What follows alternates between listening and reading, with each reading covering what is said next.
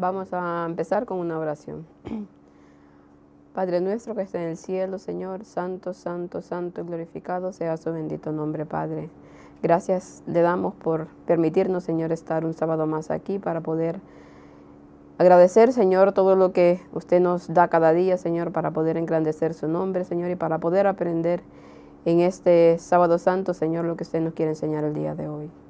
Guarde, Señor, a su pueblo alrededor de toda esta tierra. Ayúdenos, Señor, para poder ser instrumentos verdaderamente suyos, Señor, para que podamos, Señor, con nuestro ejemplo, poder llevar a otras personas hacia la salvación, Señor.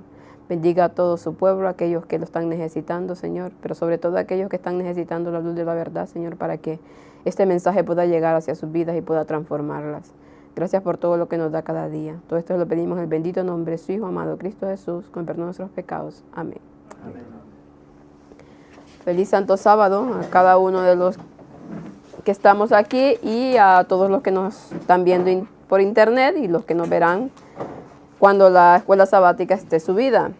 Es la lección ya número 2 de este trimestre. Recordemos que es una lección que va sobre mayordomía cristiana, es un trimestre.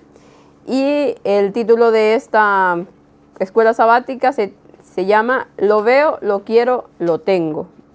Parece una frase de publicidad, pero bueno, en realidad algo así quisieron darnos a entender en la escuela sabática. Veremos que a lo largo de esta semana, pues iremos un poco hablando acerca de la codicia y la avaricia, que es un mal que se enfrenta hoy en día a la mayor parte de la humanidad.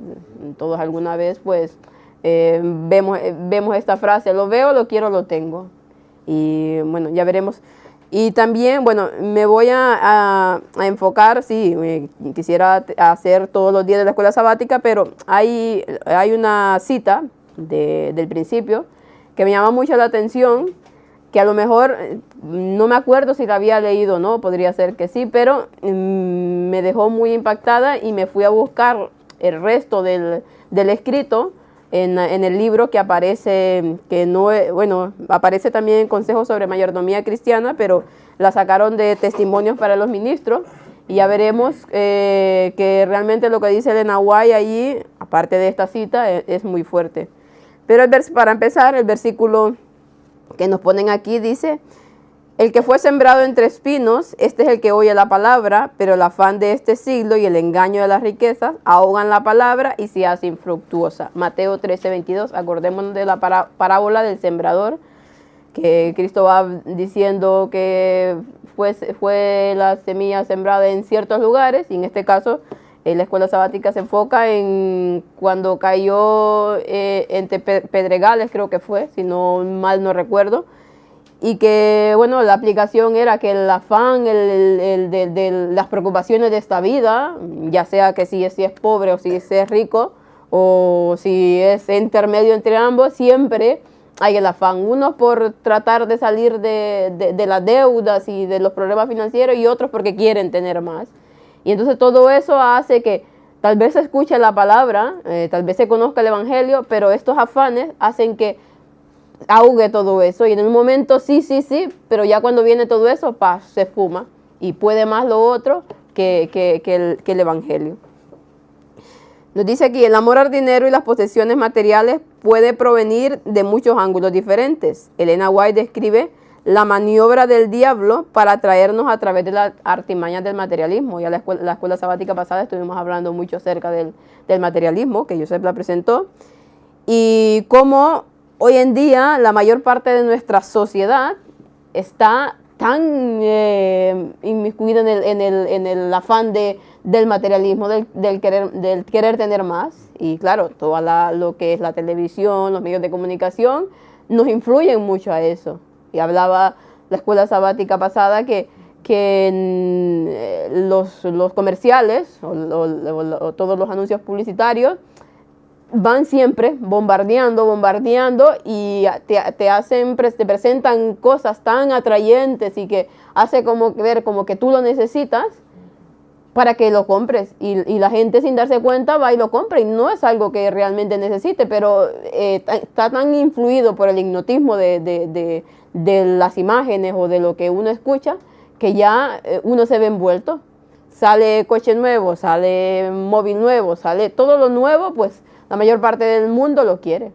Y si nosotros vemos hoy en día, el otro día lo platicaba con Víctor, que la gente, ¿qué le preguntan a la gente que quiere ser millonario, ganarse la lotería? Todo el mundo que le pregunta, ¿qué quiere hacer? Ganarme la lotería. Ganarme la lotería para ser rico y para dejar de trabajar y hacer lo que yo quiero, disfrutar, ¿qué? De la parte material, que al fin y al cabo es lo que la mayor parte del mundo hoy va buscando, el afán de dinero, el afán de poder y el afán de divertirse, porque muchas veces teniendo dinero, pues según las personas creen que se divierten, aunque no sea así realmente.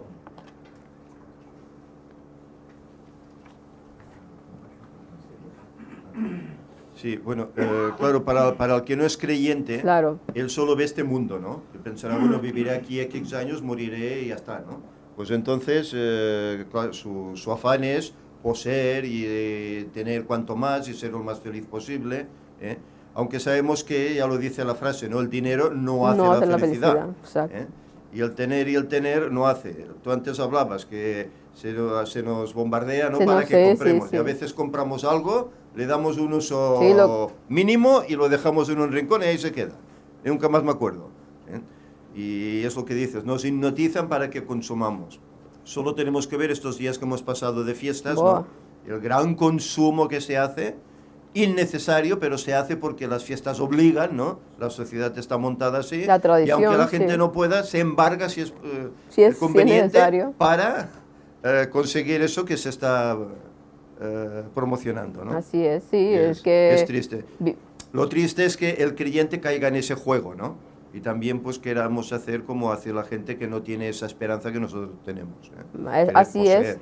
Pero lamentablemente nos vemos, de una u otra manera, nos vemos influidos en todo este afán del materialismo, porque más de alguna vez en nuestra vida nos ha pasado.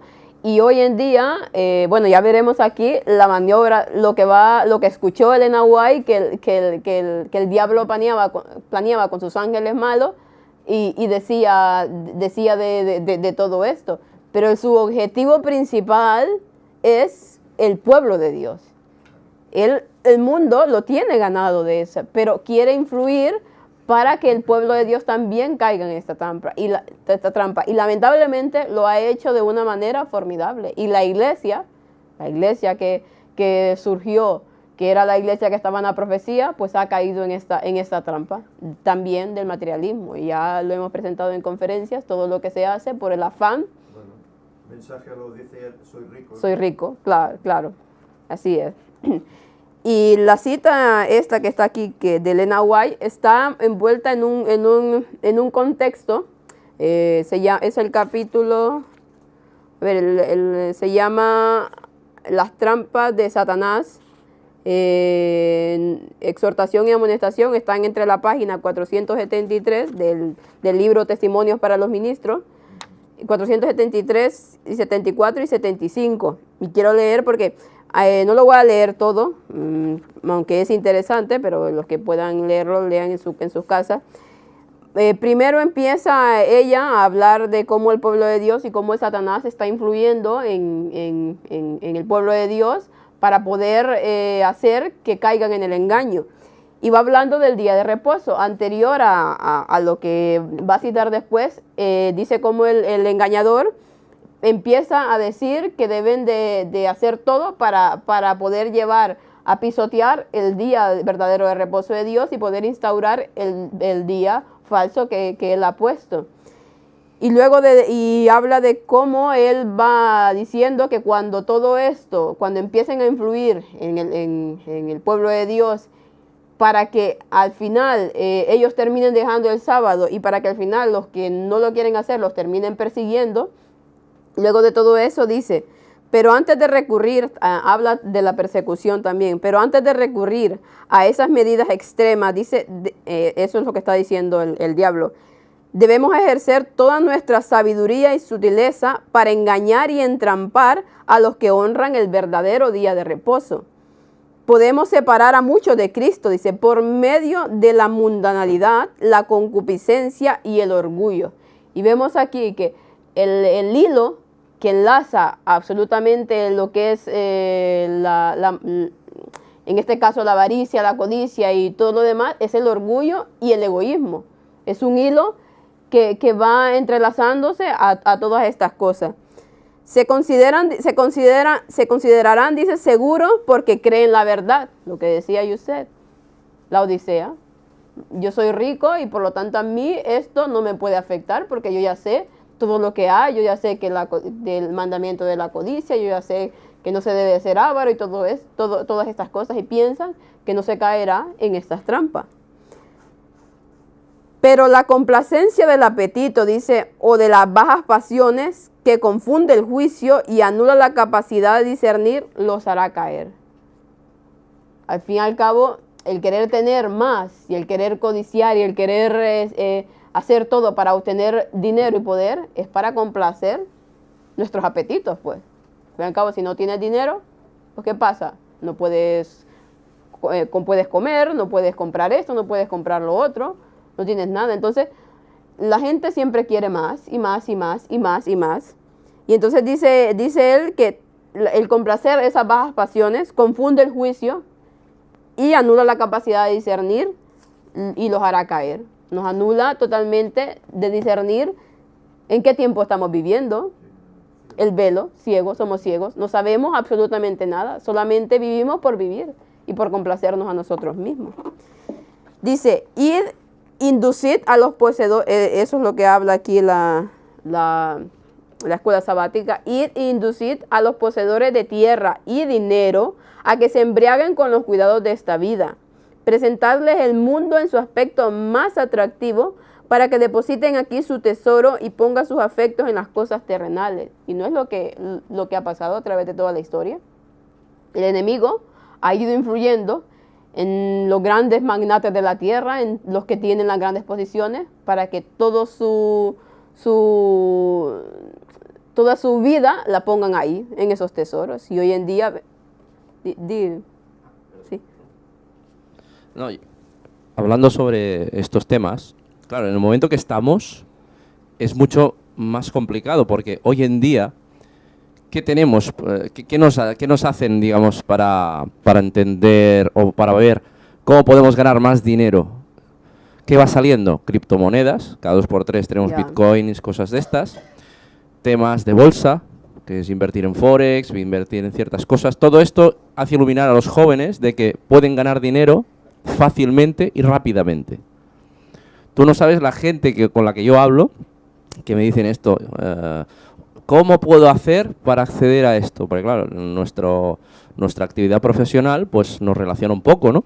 Sí. Y la gente nos lo pregunta. Es que claro, yo quiero hacer esto porque yo sé, yo he escuchado, claro, esto lleva a lo otro. O sea, al final es lo de siempre, es el niño que no puede esperarse a comer un postre o a tener la recompensa por un trabajo producido. Lo queremos para allá, lo queremos para ahora, y es lo que nos está vendiendo toda la sociedad.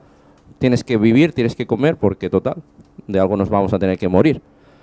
Pero ahora es cada vez peor, porque claro, ahora tienes tantos medios y tantas lluvia de publicidades, sí, y de cosas que es imposible, o casi imposible, lógicamente si no estás con Cristo es imposible, salirse de ahí. Es un círculo vicioso, porque el primero que no tiene dinero, si por lo que sea le toca o la lotería o le toca cualquier cosa de estas que invierte por casualidad, saca beneficio, a eso ya le llama, hombre, mira, puedo volver a hacerlo, puedo volver a ganar, y ahí empieza ya la carrera esa.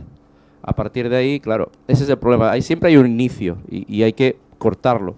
Y como decía Ellen White, hay que cortar cuanto antes y cortar en seco, si no, no se puede, es imposible. Así es. Bueno, lamentablemente, hoy en día, como dices tú, es más fácil todo esto porque la tecnología, se ha creado un mundo para que sea más fácil el volverse codicioso, el volverse avaro, el volverse siempre buscando la complacencia propia. Bueno, siempre lo ha habido, pero hoy en día, actualmente, y supongo que en tiempos antediluvianos pasó. Bueno, y ahí era más aún, porque aparte de que eran más inteligentes, tenían más recursos, pero es que estamos llegando a esos días de Noé. Y desde hace un tiempo a esta parte se ha puesto de moda las apuestas. Ah, también. Apostar. No sé, si sigues un partido de fútbol, por ejemplo, se apuesta por todo. Por todo. Por todo. El minuto que será el gol, quién lo hará, cómo quedará el equipo, y apuestas, y apuesta, y apuesta. Y no una casa, hay no sé cuántas casas que te apuestas, ¿no? Y la gente, bueno, juega. Cuanto más se anuncia, pues más se juega, ¿no? Claro, claro. Lo malo de todo esto es que pierdes más que ganas. Sí, por eso el cristiano no debe jugar a juegos de azar. Debe ganarse el pan con el sudor de su frente, tal como está escrito en la palabra de Dios, ¿no? ni a ir a la especulación también, Claro. como la bolsa y como hoy en día sabemos que la Iglesia Adventista invierte el dinero de los diezmos en ese asunto y otras cosas más, que ya imagino que Víctor presentará en las noticias alguna cosa más acerca de ello. Y la verdad es que es muy triste porque, claro, el diablo ha hecho su juego y ya lo veremos aquí porque ha puesto lo que en este caso, bueno, el mundo ya lo sabemos cómo es y va a buscar, pero la iglesia en sí, la que debería de estar dando el mensaje del tiempo final, pues juega con el dinero de la obra de Dios. Respecto a lo que dices, sí, es triste, pero es lo que es. Esta semana hubo una persona que me pasó un dato directamente de cuando hubo la Conferencia General 2010, donde todos fueron, o todos recibieron un escrito de la propia Conferencia General en el cual decía en qué administraban o invertían el dinero de los diezmos. Y siguen apareciendo datos de los que mostré ya en otros lugares, hablando de Apostasía Omega, como empresas de armamento. Entonces esta persona, yo le dije, porque me envió la copia fotografiada de ese dato y le dije cómo lo había conseguido, me lo estuvo explicando. Y lo peor es que hace 3 meses dice que estuvo hablando precisamente con el tesorero y no recuerdo quién más, todos de la Conferencia General parece ser. Y él preguntó si esto se seguía invirtiendo así y le confirmaron que sí y que se invierte en fábrica de armamento, entre otras cosas, por supuesto, porque cuando ves los datos, en fin, es deplorable, pero es lo que hay. Entonces, es triste, la mayor parte de feligreses ni se plantean eso, no lo saben, y lo más triste es que lo sepan los dirigentes y se queden tan anchos. O sea, es que eso es una vergüenza absoluta y desde luego Dios les tiene que meter mano sí o sí, porque se creen que así llegarán hasta el final y podrán ser salvos. ¿De verdad piensan eso? Y malbaratando el dinero de la pobre gente que da sus diezmos como puede para que se invierta en bolsa en vez de invertirlo en hacer la obra de Dios, es una vergüenza y desde luego Dios no va a quedar indiferente ante eso. Claro, pero Dios pide responsabilidad a cada miembro, y la gente que da debe saber qué está haciéndose con ese dinero. Es muy triste, pero es lo que hay. Lo más grave es que, claro, se está invirtiendo en armamento que se utiliza ¿para qué? Para guerras, siendo culpable de la muerte de un montón de personas. Y la gente que algunos que no lo saben, porque sí, en la mayor parte de feligreses no saben en lo que son aplicados los diezmos. Están siendo culpables inconscientemente de esas muertes. Claro, los más culpables son los que conscientemente lo hacen. Pero hay personas que se enteran de todo esto y aún así sigue sin importarles dónde van los diezmos. Y esto es lo mismo que está haciendo la Iglesia Popular, ¿no? La claro, Iglesia Católica. Claro, es que la hija de Babilonia. Que si la Iglesia Adventista está obrando igual, pues entonces ¿en qué se ha convertido? Babilonia. Si no es Babilonia, es prima hermana o hermana o esposa o como queramos llamar. Es casi lo mismo. Así es muy triste, pero es donde la codicia ha llevado a esto. Allá no discernir absolutamente nada de lo que se hace, sino que nublados completamente pensando que así se están haciendo las cosas. Y yo no sé bien, porque es que por donde le mires no puede verse que es algo que se está haciendo bien, pero el enemigo los tiene tan cegados que ya no les importa lo que hacen o dejan de hacer con el dinero. Sigamos, dice, debemos hacer todo lo posible para impedir que los que trabajan en la causa de Dios tengan medios que puedan usar contra nosotros. Y ahí va el enemigo, el gran engaño. Debemos de hacer, dice, impedir que los que tienen los medios impedir, dice aquí, a ver, que los que trabajan en la causa de Dios tengan esos medios para poder llevar adelante la obra de Dios. ¿Por qué? Porque Él influye en todos los que tienen los medios, en los que tienen el dinero, para que no lo hagan, para que no lo inviertan ahí, lo despilfarren en otras cosas, pero en la causa de Dios totalmente queda en lo que es la verdadera causa de Dios, porque hoy en día hay tantas iglesias y tantas denominaciones y tantas supuestamente mensajes, pero al final el verdadero mensaje es el que más poco llega y es el más impopular. Pero bueno, ya Dios hará lo que tiene que hacer en su momento, pero el diablo ha hecho esa trampa de ir a influir en aquellos para que ese dinero pueda llegar, para que el evangelio pueda extenderse. ¿Querías comentar? Dice, mantener el dinero en nuestras propias filas. Mientras más medios obtengan, dice, más daño causarán a nuestro reino, arrebatándonos nuestros súbditos.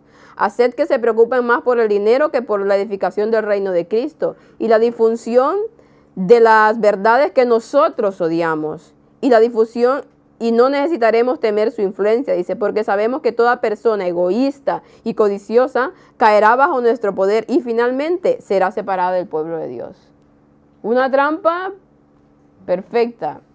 Y uno lee esto y hasta escalofrío le dan, porque es que realmente no dimensionamos la mente tan macabra que tiene el enemigo de Dios. La mente más mala, no logramos, pensamos que el enemigo de Dios y ya está, pero es mucho más amplio de lo que nuestro pensamiento finito puede llegar a comprender. Y utiliza todos los medios posibles para hacer que la causa de Dios quede estancada y no siga avanzando. Pero bueno, sabemos que Dios está al control de todo y que al final pues se salvarán los que tienen que hacerlo y el mensaje llegará de una u otra manera. Pero Él hace todo lo posible para que el verdadero pueblo de Dios tengan medios o no tengan medios, o sea, los que tienen medios para la obra de Dios y los que no tienen para que trabajen, no hagan su parte para poder así cortar y que este mensaje no pueda seguirse ampliando hacia todo el mundo y hacia las personas que lo necesitan. Voy a terminar con otra cita que dice, por medio de los que tienen apariencia de piedad, pero no conocen eficacia de ella, podemos ganar a muchos que de otra manera nos harían bastante daño. Los que aman los deleites más que a Dios serán nuestros colaboradores más eficaces. Los que pertenecen a esta clase de gente, si son capaces e inteligentes, servirán de cebo, dice, para atraer a otros a nuestras trampas. Muchos no tendrán temor de su influencia, puesto que profesan la misma fe. De esta manera los induciremos a creer que los requerimientos de Cristo son menos estrictos de los que una vez creyeron, dice, y que asemejándose al mundo podrán ejercer más influencia sobre los mundanos. Así se separarán de Cristo, dice, entonces no tendrán fuerza para resistir nuestro poder y antes de muchos estarán dispuestos a ridicularizar el celo y la devoción que tenían antes. La iglesia antes, por ejemplo, muchos antes, realmente el mensaje lo abrazaba y lo defendía con celo. El denunciar lo que hacía la iglesia apóstata, el denunciar todo, antes, mucho antes, era algo que caracterizaba a la iglesia adventista y hoy en día ridiculizan a los que quieren levantar la voz dentro de las mismas iglesias, lamentablemente. Bueno, esa era una de las, recomiendo que se termine de leer esta parte porque realmente es muy, muy interesante todo lo que va diciendo.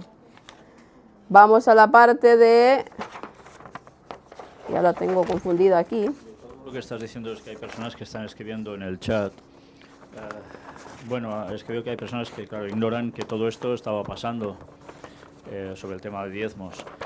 Pues ya lo digo abiertamente desde aquí, mirad los temas que presentamos en París sobre apostasía omega y también los que estuve presentando, si no recuerdo mal, en Estados Unidos, donde aún se dan datos adicionales. Allí vais a poder comprobar dónde invierte el dinero la Iglesia, por desgracia, vais a comprobar los textos bíblicos y las citas de Ellen White que hablan al respecto de lo que jamás debe hacerse, que ellos están haciendo, ¿no? Regular. De la responsabilidad que tenemos todos al dar los diezmos y cómo Dios pasará cuentas.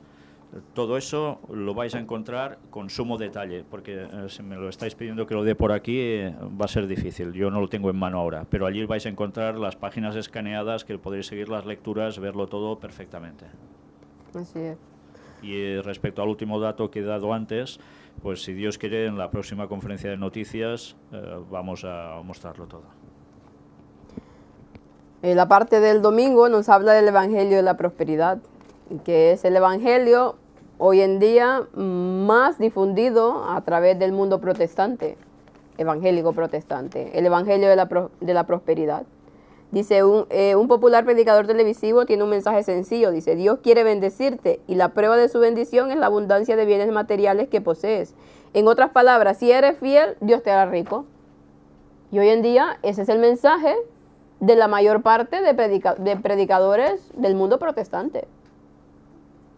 Dios, si tú das, Dios te hará rico. A ver, que no estoy diciendo que no debemos de dar, pero el mundo protestante lo ha torcido de tal manera, todo buscando su propio beneficio. Si tú eres fiel con Dios, y Dios te hará millonario, Dios te hará rico y tendrás y poseerás muchas tierras, mucho esto, mucho lo otro. Ese es el Evangelio de la Prosperidad. Y lamentablemente la mayor parte del mundo protestante ha caído en ese. Y entonces ya no se busca a Dios por amor a Dios, sino porque obtendrás un beneficio de ello. Si estás cerca de Dios, si estás en la iglesia, estás dando y estás supuestamente siendo fiel de la manera que son fieles ellos, pues entonces tú serás rico y tendrás fama y tendrás poder. El Señor conoce todos los corazones y vemos en la Biblia que hay ejemplos de creyentes que fueron ricos porque Él lo permitió. Pero Sí, lo claro. fueron honradamente. Claro, claro. Y usaron esa riqueza pues para ayudar, ¿verdad? Pero no esperemos que por ser creyentes el Señor nos haga ricos a todos, porque a lo mejor No. siendo pobres seguirás en el camino. Y una vez rico, que Ya tienes no. el mundo a tus pies, te olvidarás del Señor y perderás tu salvación. Él lo sabe esto. Por eso no es garantía el decir, si tienes muchos que el Señor te ha bendecido. No. No. Puedo tener poco y estar en bendición. Porque estás en los caminos del Señor y no te falta nada, ¿eh? Vas comiendo, vas haciendo, ya está. ¿Para qué quieres luchar más? Si el Señor no lo ha escrito, no lo ha determinado así. Por lo tanto, es un engaño esto. Es lo que nos quiere vender hoy en día el Evangelio de la Prosperidad. No, ayer precisamente leía en el comentario bíblico adventista también un pasaje de las mujeres judías cuando no podían tener hijos también consideraban que era por culpa suya, ¿no? Porque algo habían hecho mal, no simplemente por una, pues, en fin, que se atribuían la culpa a sí mismas, ¿no? Un poco es el inverso de lo que se predica aquí, ¿no? De que si tú das mucho, pues tendrás mucho, Dios te o sea que, en fin, es al revés, ¿no? Así es, así es. Y bueno, como decía Josep, el hecho de que se sea rico o no, no es garantía de nada, de absolutamente nada. Y, claro, sin embargo, hay personas que tienen mucho dinero y que son personas buenas y que son personas fieles y que Dios los ha bendecido, mira, porque Dios conoce su corazón y Dios sabe que esta persona no se desviará por el dinero. Pero esos suelen ser pocos. Muy pocos, Por eso lamentablemente. Cristo dice, o Él dejó escrito, cuán difícil es que un rico entre en el reino de los cielos. ¿Cuál cita? De Testimonios para los Ministros, página 473. La cita que he leído antes está en Testimonios para los Ministros, en el libro, página 472 al 74, pienso, más o menos por ahí. Sí, lamentablemente es eso. ¿Y cuál es el mensaje que nos venden estas denominaciones? Dice, ¿quieres ser materialista y sentirte bien? Bueno, tenemos el Evangelio para ti. ¿Quieres tener dinero y sentirte bien con Dios? Porque, claro, muchos hablo del mundo cristiano, ¿verdad? Del mundo de los que creen en Dios, quieren ser ricos, pero también quieren sentirse bien con Dios, porque si no la conciencia los acusa. Entonces, claro, el evangelio de la prosperidad es el perfecto para este tipo de personas. ¿Y cuántos no han caído en este engaño? ¿Y cuántos no se han hecho ricos por este engaño también? Porque también vemos los grandes predicadores a nivel, por ejemplo, de Estados Unidos. Todos piden y bueno, y vemos que son hiper recontramillonarios. La cantidad de dinero que llegan a ver esta gente, nosotros si es que ni en cifras no las podemos imaginar. ¿Y qué pasa? Que la mayor parte del pueblo pues lo tienen dormido con ese evangelio. Y cuando la verdad llega a alguno de ellos, algunos la aceptan, sí, pero la mayoría la rechaza. ¿Por qué? Porque no les interesa, porque para ellos quieren estar bien en este mundo y ya está. Y todo lo que implique una contradicción contra la norma en general de la sociedad, no, eso ya no gusta, porque ya eso implica sacrificios, que ya no haces esto, que ya no haces lo otro, según la mayor parte de estas personas. Entonces, claro, este evangelio de la prosperidad o de la gracia barata es el que mejor le va a la mayor parte de feligreses. Nos hace aquí que busquemos 2 de Corintios 8, del 1 al 7. Si alguien me lo puede leer, por favor. 2 de Corintios 8, del 1 al 7. Con el micro. Del 1 al 7. Sí. Asimismo, hermanos, os hacemos saber la gracia de Dios que se ha dado a las iglesias de Macedonia, que en grande prueba de tribulación, la abundancia de gozo y su profunda pobreza abundaron en riquezas de su generosidad. Pues doy testimonio de que con agrado han dado conforme a sus fuerzas, y aún más allá de sus fuerzas, pidiéndonos con muchos ruegos que los concediésemos el privilegio de participar en este servicio para los santos. Y no como lo esperábamos, sino que así mismos se dieron primeramente al Señor y luego a nosotros por la voluntad de Dios.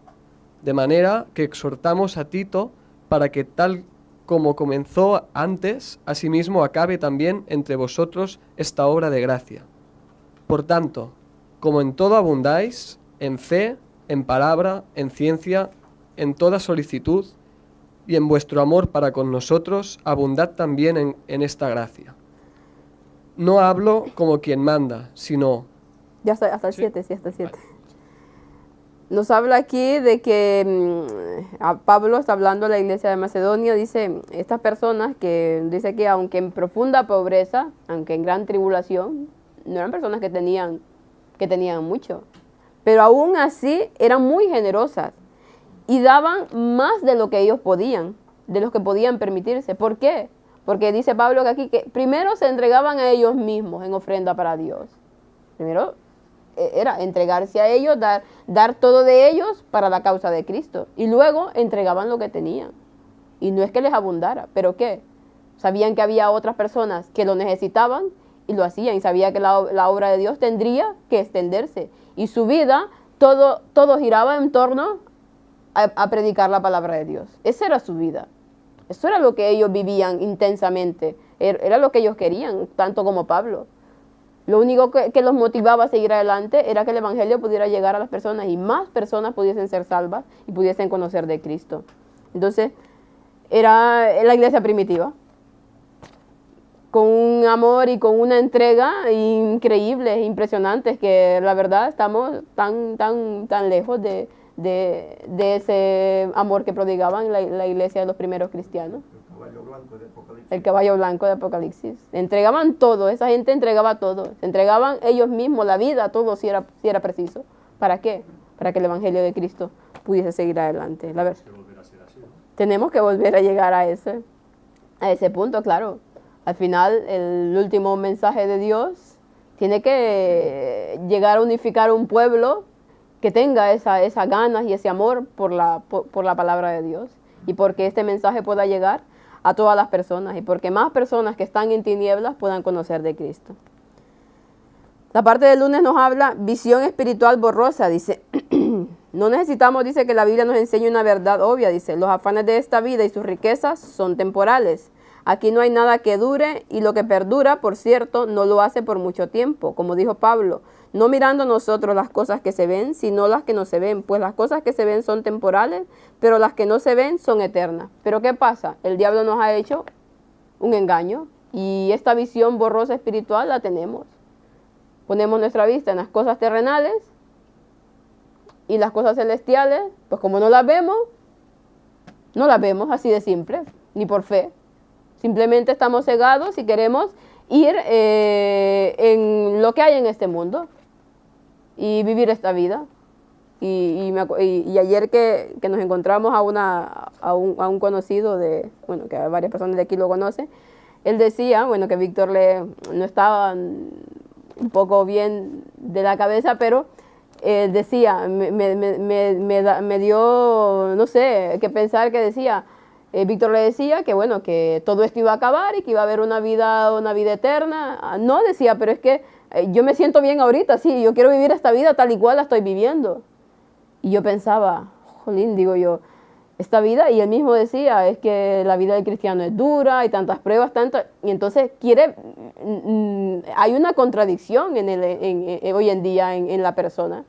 Al mismo tiempo, tiene una vida miserable, pero quiere seguirla viviendo. Y cuando piensa en algo que será eterno, en algo que será mucho mejor, pero que para nuestra vista un poco finita, dicen, y yo me acuerdo que había unos primos, que yo tengo unos primos que decían, cuando les decíamos que, claro, iba a haber una tierra nueva, una vida nueva, todo nuevo en Cristo, y todos íbamos a ser hermanos, y esto, decía, ay no, pero qué aburrido, decían. Qué aburrido, dice. Ay, no, sí, dice, esta vida tiene sus cosas y sus problemas, pero cuando uno se divierte, dice, eso sí, pero en el cielo, qué aburrido estar todo el tiempo ahí orando, dice, cantando. Y claro, la gente que no vive el evangelio como debe vivirlo, le parece que eso es aburrido, y le parece que eso será aburrido, y que en el cielo solo se va a tocar el arpa y ya está. Lamentablemente es así, y muchos de que personas que yo conozco, así, dice, no, el cielo será aburrido, dicen. Y yo quiero que la vida siga siendo así como es ahora aquí. Sí. Claro, es que la vida del cristiano también consiste en ir purificando el carácter, en ir transformándolo, y eso quiere decir que los sentidos también se te van afinando, ¿no? Cuando una persona opina así, probablemente es porque, o también me pongo en primera persona porque puede que me haya pasado, eres a veces incapaz de imaginarte realmente la felicidad que puede suponer vivir en el cielo, ¿no? Y tus pobres sentidos adaptados a este mundo, pues te hacen pensar que esto que estás sintiendo ahora, en los momentos que te imaginas que has sido más feliz en tu vida, pues es el ideal que debes de perseguir, sí, ¿no? el que debes alcanzar. Es un engaño. Un engaño de tus propios sentidos. Tenemos una visión espiritual borrosa, como dice aquí, estamos cegados con los placeres de este mundo. Aquí nos dice, algunos aman tanto el mundo, dice, que este consume su amor por la verdad. A medida que sus tesoros aquí aumentan, su interés en el tesoro celestial disminuye. Cuanto más poseen de este mundo, con más fuerzas lo abrazan, como si temieran que su codiciado tesoro les fuera quitado. Cuanto más poseen, dice, menos tienen para conceder a los demás, porque cuando más tienen, más pobres se sienten. Dice, el engaño de las riquezas. Ellos no verán ni percibirán las necesidades de la causa de Dios. No la pueden ver porque su vida está centrada en ellos mismos, en el egoísmo. Yo quiero para mí todo, y por lo tanto los demás ni tan siquiera los vemos o los observamos. Lo que está sufriendo la humanidad, hoy en día cuanto más se tiene, más se quiere. Y en el caso de cuanto menos se tiene, pues toda esa pobreza ahoga todos nuestros pensamientos y estamos preocupados por tratar de salir adelante, que no se ve la parte espiritual. Si es que hay los dos extremos también. Tanto, como decía Salomón, Señor, no me des tanto que me olvide de ti, ni tampoco que reniegue de ti. Entonces, claro, debemos de vivir, claro, hay unas personas que tendrán más o que tendrán menos, pero nuestra visión siempre debe de ser el cielo. Ese debe de ser siempre nuestro ideal. No sé si alguien quiere comentar más acerca de esta parte, para que sigamos a la parte del martes, que nos dice los pasos de la codicia. Como todos los pecados, dice, la codicia comienza, ¿dónde? En el corazón, dice. Empieza dentro de nosotros y luego trabaja hacia afuera. Y esto es lo que pasó en el Edén. Y es que el diablo no hace nada nuevo. Todo lo que ha hecho viene de ahí, de cuando se reveló en el cielo. ¿Qué hizo? ¿Qué codició? El trono de Dios. Codició ser igual a Dios cuando no le correspondía. Cuando sabía que había un orden en el cielo. Entonces él codició ser, se veía tan esplendoroso, tan bello, tan todo y tan inteligente que, hombre, ¿y por qué si soy así no puedo ser igual a Dios? No puedo estar en su trono. Y empezó ahí el egoísmo, el orgullo, la codicia, empezó en su corazón. Y a partir de ahí, como ha empezado, como decía aquí el libro, todo eso lo ha transmitido, bueno, no lo leí esa cita, pero dice, todo eso lo ha transmitido a través de toda la humanidad. Y aquí nos hace que leamos Génesis 1 del 1 al 6, del 3 del 1 al 6, cuando dice, y vio la mujer que el árbol era bueno para comer, y que era agradable a los ojos, y árbol codiciable para alcanzar la sabiduría, y tomó de su fruto, comió, y dio también a su marido, dice, el cual comió así con ella. ¿Y qué hizo? Era como un anuncio publicitario, como lo dice aquí. Estaba el árbol, les habían dicho que no comieran de ese árbol, que no se lo contemplaran, y ella, pues claro, se había quedado sola. Ella empezó a ver la fruta, que yo no me imagino cómo ha de haber sido hermosa, porque hipnótica totalmente. Bueno, claro, el enemigo estaba ahí, la serpiente había estado en ese estado hipnótico, y empezó a codiciarla y a verla de una manera que ya cayó. Es que desde que empezó a contemplarla y a verla, ya empezó a caer con el engaño. Y entonces desde ahí viene todo de la codicia. Empezamos a ver cosas y a codiciarlas.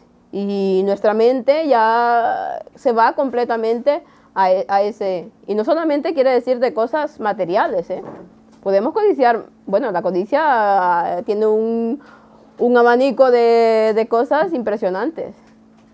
¿Qué podemos codiciar más que los bienes materiales?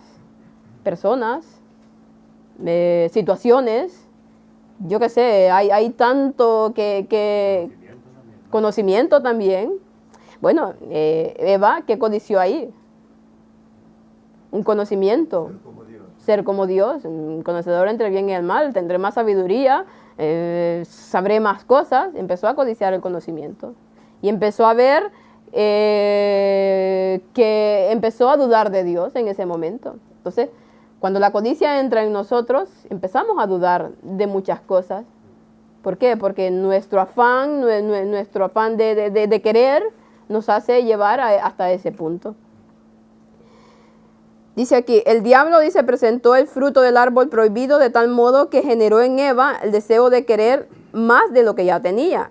Y vemos que, ¿qué es lo que no tenía Eva? Si lo tenía todo, absolutamente todo. Pero claro, el diablo fue con su poder hipnótico y la engañó. Y hacerle pensar que necesitaba algo que realmente no tenía. Y hoy en día los mensajes publicitarios no es eso. Nos muestran un producto, lo tienes que tener porque lo necesitas, y en realidad no lo necesitamos. Pero nos hipnotiza tanto, nos va bombardeando tanto, que al final pues tú lo terminas comprando. Y ya realmente, como dice Yusef, ya después lo tienes unos días y ya después ya no lo quieres porque realmente no lo necesitabas. Qué brillante, dice, su caída es una demostración de los 3 pasos que cada uno de nosotros da cuando caemos en la avaricia. Lo veo, lo quiero, lo tengo. Y imaginémonos que lo que hizo el enemigo con una persona, con un humano que acababa de salir de las manos de Dios, que tenía todo, absolutamente todo, todas sus capacidades, su mente en condiciones, y la hizo caer. Y nosotros, ahora, con 6.000 años de pecado, es que ¿cómo no nos hace caer? Más degenerados, con menos capacidad, con menos todo.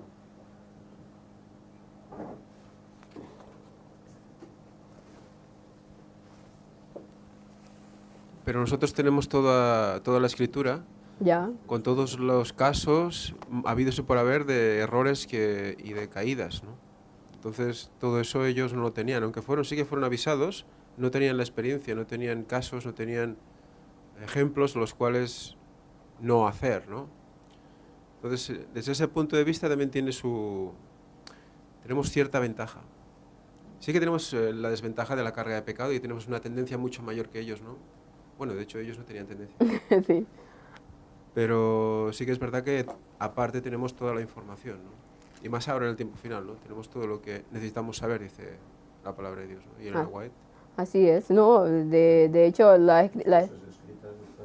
exacto, lo que iba a decir, las cosas escritas están para los que han alcanzado los fines de este mundo. La verdad es que todo está ahí escrito para que nosotros no cometamos los mismos errores. Pero lamentablemente, aunque lo sepamos, caemos en ello. Aunque lo sepamos, es que somos tan burros como dice Víctor. Sí, claro, el ser humano es tan...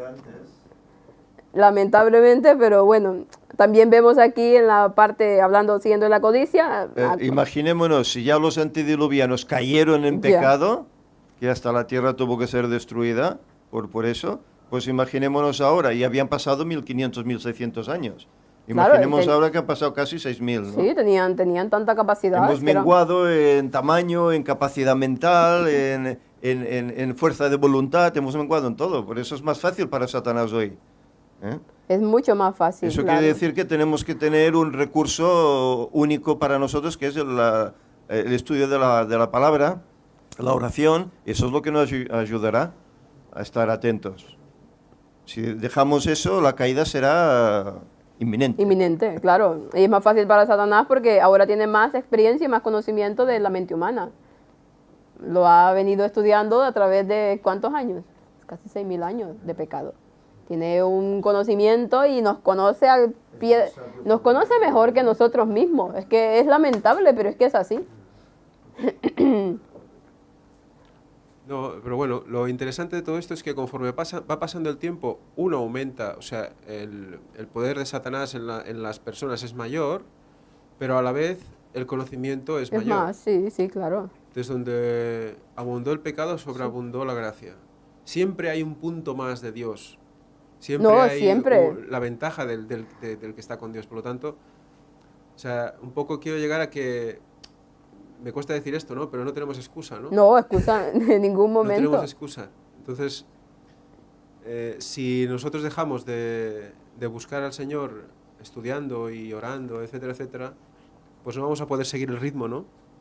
Y el Espíritu Santo nos va a dar todo lo necesario para poder soportarlo, ¿no?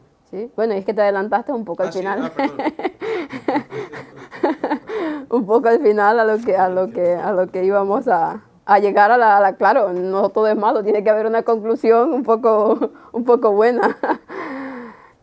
También vemos aquí, bueno, habla un poco de cuando el rey Acab vio la viña de Nabot. También, sí, exactamente, y vuelve a repetirlo aquí. Lo tenía todo, pero él quería esa viña. Él se había metido de terco a esa viña y quería. Y llegó hasta el punto de ponerse tan triste que no le importaba nada, porque él lo que quería, y como no se la querían dar, como un crío mal educado, como un crío egoísta. Quería, yo quiero, y yo lo quiero. Y pataletas y todo lo que pueda haber, hasta que al final mataron al pobre Nabot y ya obtuvo lo que quería. Qué triste, porque no es ese caso, pero hay casos similares hoy en día. Y luego seguro que la dejó ahí. Sí, seguro, ya lo obtuvo lo que quería y ya después ya se queda. La codicia dice, hacer las cosas a tu manera. Vamos a leer Isaías 56, si alguien me lo puede leer. Isaías 56, 11.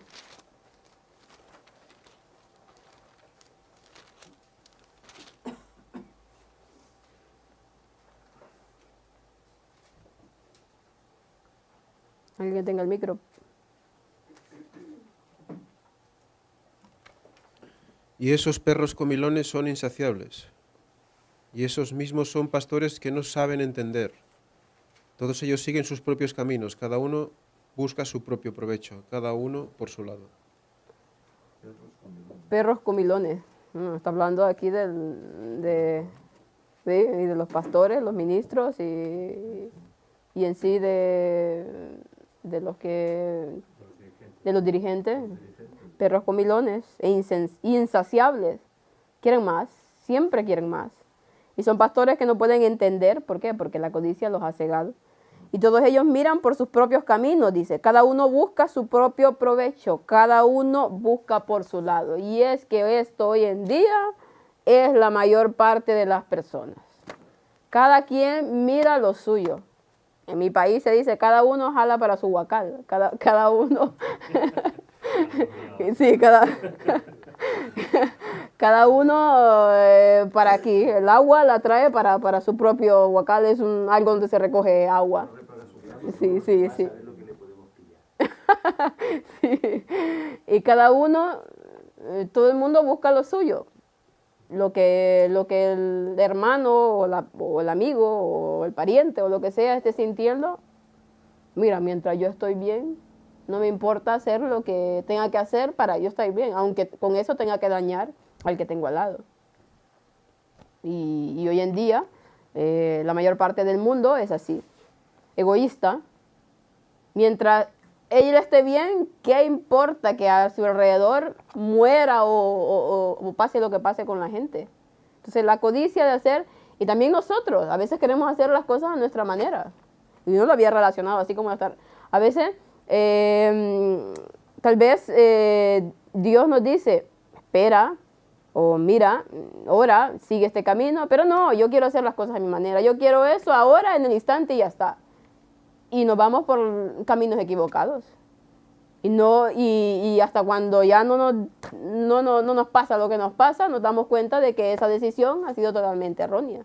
Entonces la codicia de hacer las cosas a nuestra manera, de seguir nuestros propios caminos, de no buscar la dirección de Dios, de no buscar en su palabra.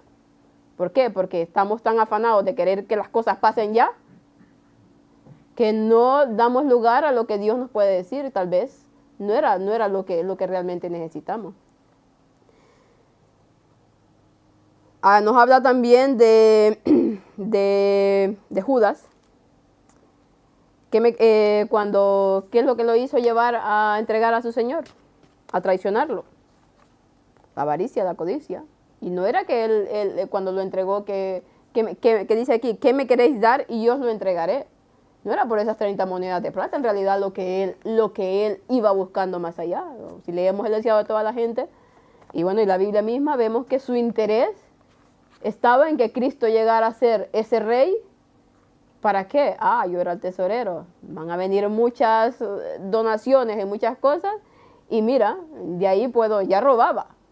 En lo que poco que le daban, él ya sustraía, ya robaba. Entonces, claro, ya al mirar a Jesús, siendo como el rey de los judíos, como el libertador, dice, le van a venir todas las posibles ganancias y yo ahí estaré. ¿Para qué? Para hacerme rico.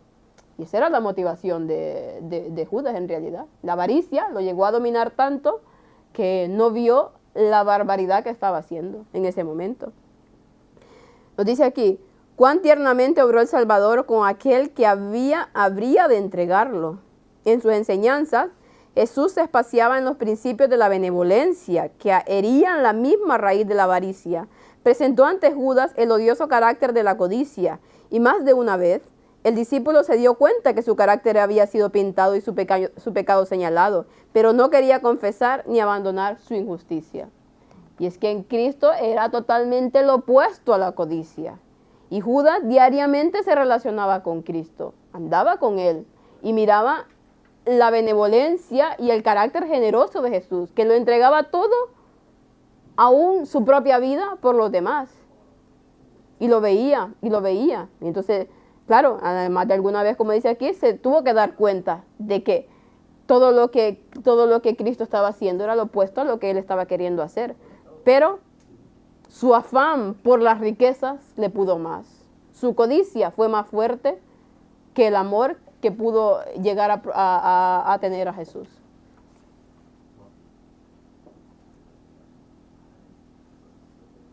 Realmente cuando ves un poco el caso de Judas, es hasta cierto punto desde el punto de vista de un cristiano, difícil de entender, ¿no? Esa dureza de corazón.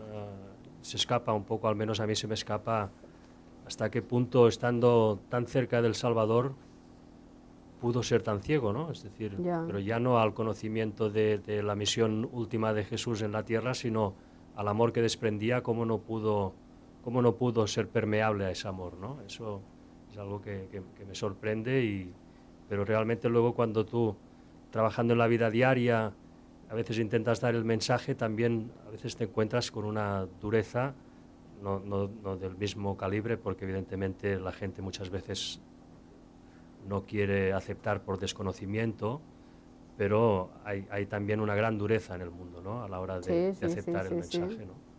Bueno, pero la dureza de Judas realmente es impresionante. Sí, sorprende, pero bueno, al mismo tiempo sabemos que nosotros a veces también somos duros como Judas. Pero claro, Judas vivió con Dios encarnado y vivía con Él y le demostraba tanto amor, tanto a Él como a los discípulos, como a toda la humanidad, y aún así eso no pudo más que la codicia que lo tentaba en su corazón. A veces olvidamos que Jesús era el Verbo, y el Verbo es la palabra de Dios. Entonces, cuando nosotros estamos ante la gente, es como si Jesús estuviera ante la gente. Por lo tanto, lo que Judas hizo es lo mismo que hacen otras personas. No es, o sea, al final el problema no es la persona, sino el mensaje. El mensaje. Y el mensaje es el que pone el hacha al pie del árbol, ¿no? Evidentemente la persona tiene que ser consecuente con lo que dice, ¿no? Y representar a Jesús, ¿no? Pero vemos ahí que realmente puede ser Jesús, puede ser quien sea. A veces creo que la misma Elena White dice, el mismo Cristo podía estar delante de una persona, mostrarse ante esa persona, y esa persona no le daría la razón, no cambiaría su corazón. Por lo tanto, hay corazones que están completamente cerrados a escuchar la verdad, y es igual quien se lo diga, cómo se lo diga, y con el tono es igual, buscarán siempre una excusa, un momento, algo para no aceptar. Y eso, pues, solo la oración y lo que puedan ellos responder al Espíritu Santo es lo que va a funcionar, nada más. Tú has hecho tu parte y al final todo le queda al Espíritu Santo, el trabajo con esa persona, ¿no? Y solo te queda orar por ellos para que los ángeles hagan lo que puedan también y ya está. Es así. Sí, lamentablemente nosotros no podemos cambiar los corazones de las personas. Lo único que puede hacer es el Espíritu Santo.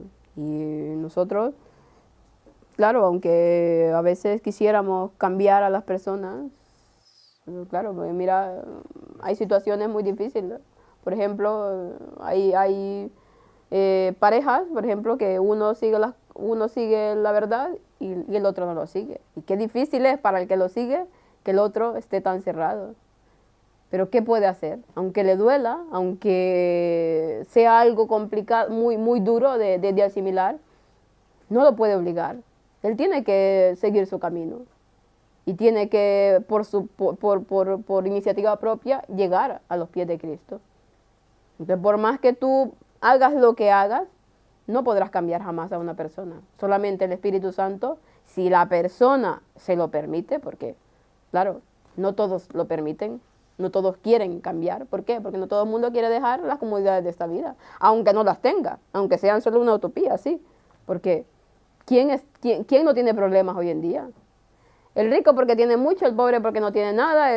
Bueno, hay tantas variantes hoy, pero ¿quién tiene realmente la felicidad? Si la felicidad solo se encuentra en Cristo Jesús, si la felicidad solo se encuentra en hacer la voluntad de Dios, entonces cuando no se tiene esto, podrás tener momentos efímeros de felicidad, pero se irán, así como vienen, se irán, y volverás a estar sumido en la amargura de lo que te queda la vida cuando realmente no estás centrada en lo que tiene que hacer. Y la parte del jueves, en la parte final, y hablábamos del autocontrol, que al final todo viene a parar a que en Cristo somos más que vencedores. Lo que decía Ángel, claro, excusa no tenemos. Por mucho que tengamos tantos años de pecado, no hay excusas, porque Cristo ya vino a morir y ya vino a enseñarnos que podemos llegar a ese grado de perfección en nuestra esfera, como lo dice Elena White, así como Dios es perfecto en su esfera. Pero ¿cómo se logra? ¿Cómo se logra ese autocontrol, el dominio propio, si es tan complicado de tenerlo? Lo decía Yusef. Únicamente con oración, únicamente con el estudio de la palabra. Vamos a leer 2 de Pedro, capítulo 1, versículos del 5 al 9, que nos dice: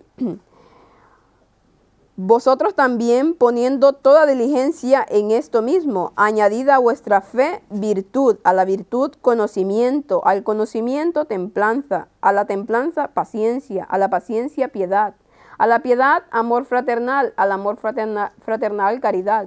Porque si en vosotros hay estas cosas y abundan, no os dejarán estar ociosos ni estériles en cuanto al conocimiento de nuestro Señor Jesucristo.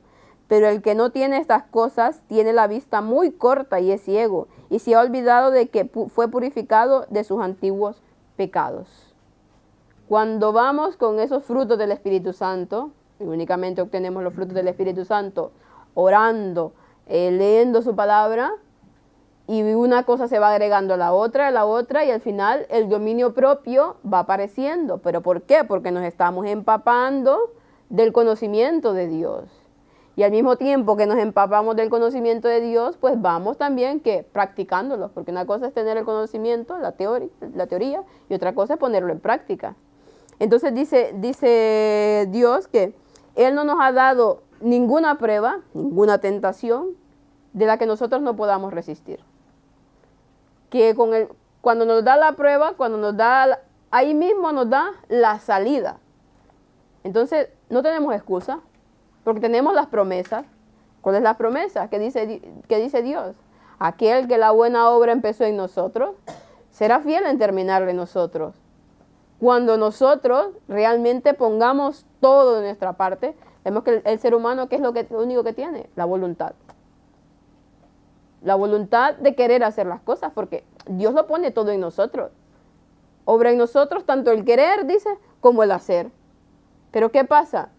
Que a veces nuestra voluntad es tan así muy débil que no podemos alcanzar a arrancar, pero estamos pidiéndole a Dios constantemente que nos ayude a que nuestra fuerza de voluntad sea cada día más fuerte. Aunque no queramos hacer las cosas, es que es la única manera. De otra manera no podremos vencer todo esto. Estamos hablando de aquí de la codicia, de la avaricia, porque este trimestre se trata de la mayordomía cristiana, de devolver a Dios lo que a Dios le pertenece.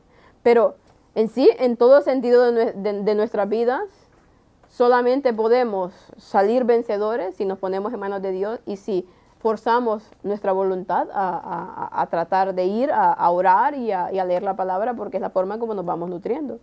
Entonces, al final, la codicia, la avaricia, sí, es un mal que lamentablemente hoy en día la sociedad está tan impregnada en ello.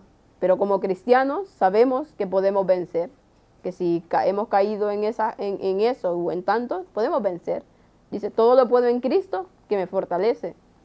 No dice medio o poco o casi. Todo lo podemos vencer con Cristo, absolutamente todo. Y ya para terminar, nos habla aquí la parte del viernes. Nos dice, el fin último de la humanidad es ser feliz y estar satisfecha. Pero la autorrealización mediante el materialismo no logrará ese objetivo. En lo más íntimo del ser, la gente sabe que eso es cierto. Y sin embargo, continúa su obsesión por las posesiones. Lo veo, lo quiero, lo tengo. ¿Qué podría ser más sencillo que eso? Los adventistas del séptimo día, dice, igual que todos los demás, se enfrentan a la tentación de suscribirse a los valores del materialismo. Y tanto que sí.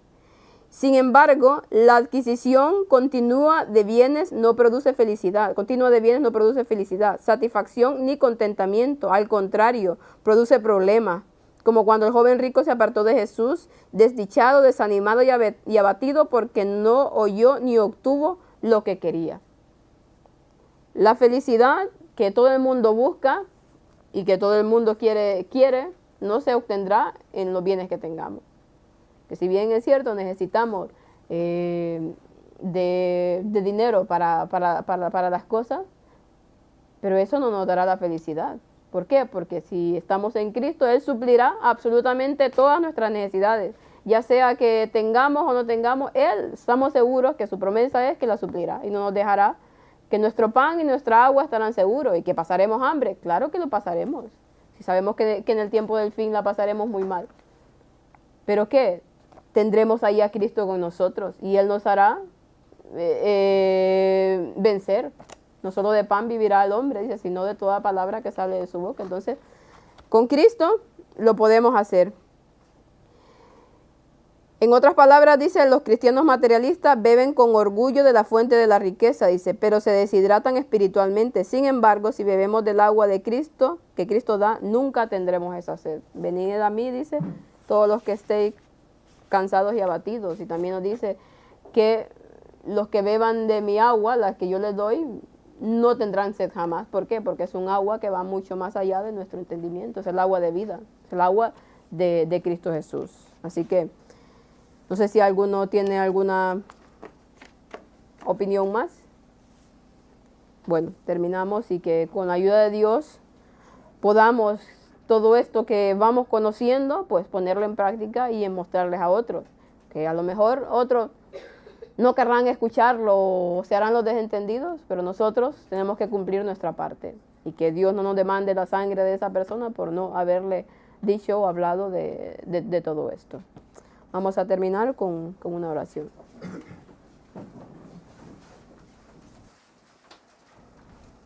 Oremos. Padre nuestro que está en el cielo, Señor, santo, santo, santo, nuevamente sea su nombre. Gracias le damos, Señor, porque en su palabra podemos encontrar tanta verdad, podemos encontrar tanto conocimiento, Señor, pero a la vez podemos encontrar la vida, Señor, que usted nos muestra ahí cómo seguir adelante. Gracias, Señor, porque sabemos que no somos merecedores de su gracia, Señor, mas sin embargo, Cristo hizo los méritos, Señor, para poder obtenerla. Gracias por cada cosa que nos da cada día, Señor. Ayúdenos a tener un corazón agradecido, a ser cada día mejores, Señor, y a tratar de que otras personas puedan ver en nosotros a Cristo reflejado. Quédese con todo su pueblo, Señor, con aquellos que están padeciendo, Señor, dificultades, aquellos que necesitan, Señor, de conocer de su palabra para que el mensaje pueda llegarles. Gracias por todo lo que nos da cada día. Todo esto lo pedimos en el bendito nombre de su Hijo amado, Cristo Jesús, con perdón de nuestros pecados. Amén.